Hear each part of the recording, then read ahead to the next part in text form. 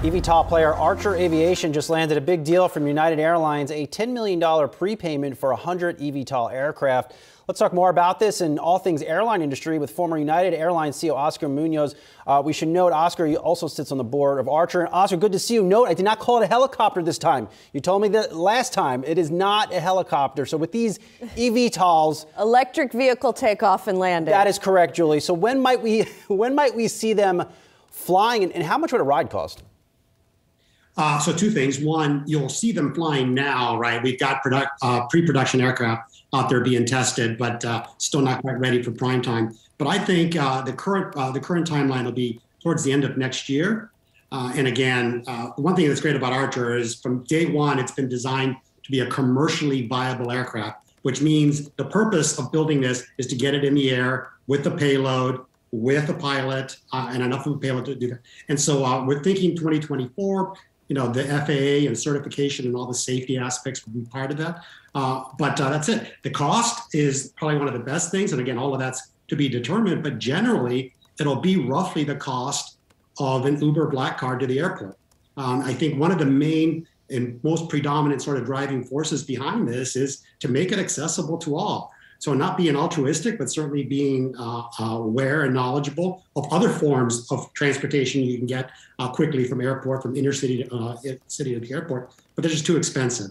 So the way this is being generated and the sustainable nature, and again, the product's main focus is to get in the air and get in the air for everyone, which should open up an incredible amount of flying, not just to the airport, but a whole lot of other places. Recognizing how expensive the existing players within this space are, what is fair pricing then for an end user or an end consumer?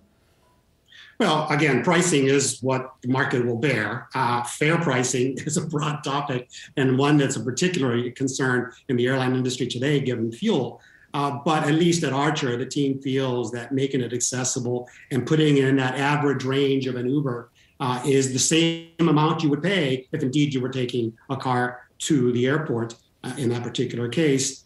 And again, with a incredibly much more consistent aspect, right? We can get you to airports in less than 10 minutes from almost any major city to a major airport.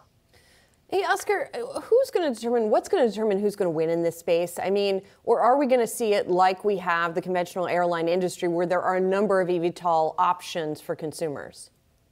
Well, you know, it's a great question, Julie. I think, and I've said this before, you know, the car industry is probably a good example, right? There are many vehicles and models of car. There's going to be many models and vehicles of electric vehicles, although obviously one led. I think we all have a competitive desire to be the first for many, many reasons. But I think the thing that will make the most difference is that this is commercially viable and certifiable by the FAA, right? That's the point thing. You've got to get it in the air. You've got to be able to get humans back and forth to where they want to be. So I think the first person to actually make that happen, and we feel very confident about the path we're on at Archer, but I think that's going to be the bigger differentiator.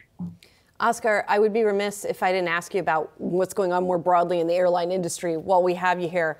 And for lack of a better term, it's a hot mess out there, as I'm sure you know. I bet you're very happy to not be dealing with it yourself by running a conventional airline. But in particular, I wanted to ask you about the new FAA proposal that is going to put more definition around what a significant delay is that makes cancellations eligible for refund. If that goes through, is that going to be a big problem for the airlines? Listen, I think what I would say is that there has been a never-ending sort of path to try and regulate, to try and put rules and structure, to try and put definitions around all of these things. And your question is a perfect one in the sense, what constitutes delay versus other? There's just so many circumstances. And I hope and I do trust that between our legislative bodies and the folks that support and lobby for the industry, that somewhere in the rulemaking we'll get to a point where we get something that's not only fair and equitable for customers, but also workable and logical for the operating people that we have to work through this. So it'll be a difficult thing, and it's like everything else. You know, there does need to be some action taken, and people will take it. The rules that get put in place at the end of the day hopefully will be balanced for both sides. We've heard a range of answers when it comes to the pilots right now and the shortage and kind of the backlog, and that being filled for when we think about the operations for every airline right now, when do you believe, more broadly, that the industry will have that unlocking of talent that's necessary in the pilot capacity? You know, it's a great question, and probably better for the ones that are closer to the industry, but it is not anytime soon, right? This pipeline and the dearth of input or push through the pipeline has been going on for some while. It started with the military beginning to downsize, where we got most of our pilots. And then over time, certainly COVID had an effect. Much is made about the people that retired or got paid, and there's all sorts of political noise around that. Regardless of the issue, the pipeline has to be refilled.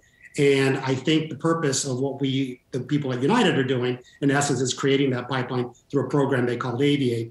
And I think all airlines need to be doing that very quickly to make sure we shore up. But it doesn't get filled overnight. And again, I'll just make a pitch for everyone out there.